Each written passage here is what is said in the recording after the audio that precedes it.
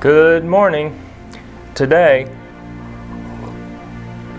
I want to finally show you the book based on the life of this Brother Lawrence, who has haunted so many spiritual writers. Here it is. Look how thin it is. Only 60-something pages, most of which there's a few things about him, and then some letters that he wrote to people starting on page 30. And one of those letters is what I want us to begin with. He says to a monk, many monks were asking him how he keeps this sense of God's presence in his daily life, serving food,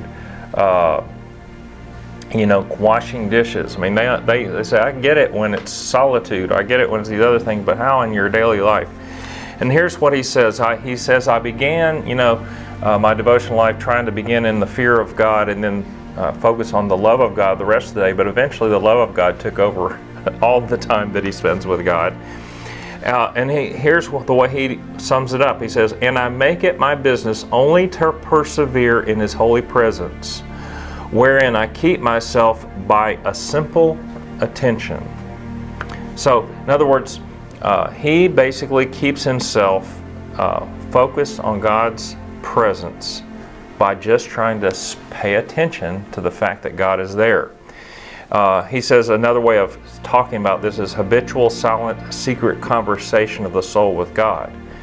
He says, which often causes me joys and raptures inwardly, and sometimes also outwardly, so great that I'm forced to use means to moderate them and prevent their appearance to others. So you can see how this overflowing joy brought a question mark to all these monks and why they were asking him to explain his process.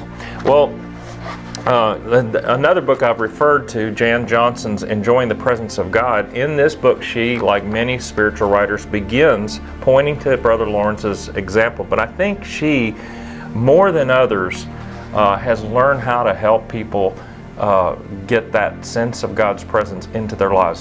Some of the things we've already looked at, like breath prayers. Well, listen to something that I'm going to call subversive prayers. This is your calling and mine, she says. And I think Brother Lawrence would agree. Here's how she begins. I took a deep breath as I entered the ballroom. There I was trying to shake my shyness as I attended a networking meeting with 200 therapists from 3 countries. As a member of the press, I had to do this sort of thing, but I don't like meetings that eat up my workday. I picked up my badge, reflected on my habit of praying for each person I talked to, and asked, could I pray and schmooze at the same time? I queried God, with 200 people? As I tried one person at a time, I forgot to consider whether he or she was a useful contact. I enjoyed hearing about their interests. And she later says, I don't know if I had any more great contacts, important contacts that day, but I'll tell you this, I had more significant conversations than any of the other meetings I've ever attended there. And then she says, enjoying God's presence as we interact with people teaches us to be present for people and to focus on who they are.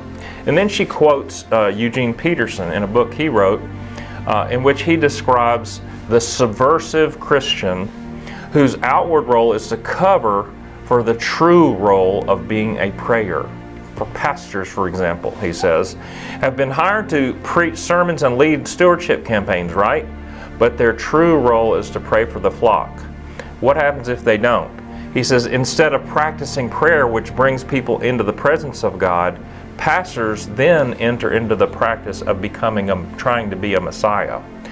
And then she says, in the same way, we pacify, counsel, and manage friends and family members when our true work is to pray for them, to help them, concentrate on the real but hidden event of God's presence in their lives, as Henry Nouwen put it.